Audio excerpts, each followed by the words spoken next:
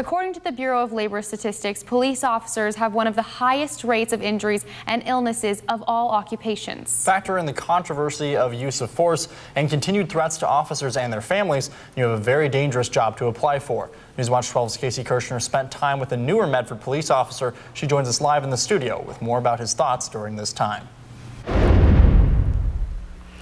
We've seen it time and time again, especially this month. Scenes like this following another officer being shot and killed.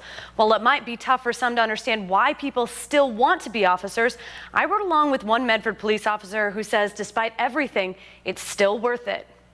256 out.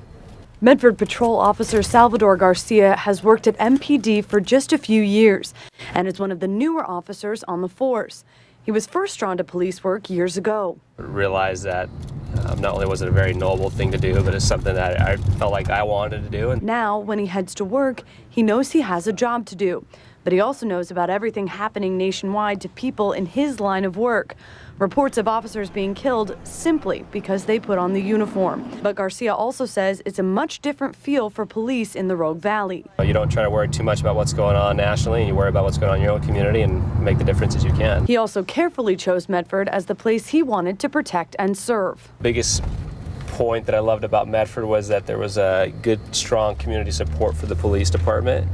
And it made it an easy transition ever since being here. I mean, we've had a great community support. That support is evident just looking at the Medford Police Department's Facebook page, where it's post after post about gifts and messages backing up the officers, giving them a little peace of mind as tragedy continues elsewhere. I love going to work. I love my job, and we have a great department and great community, and I get to be part of it. That's the best part. For Garcia, he says it's not a question whether or not he will continue to wear the badge. It's his duty. I got to go into work every day and make a little bit of a difference at a time. You know, that's what police work's all about.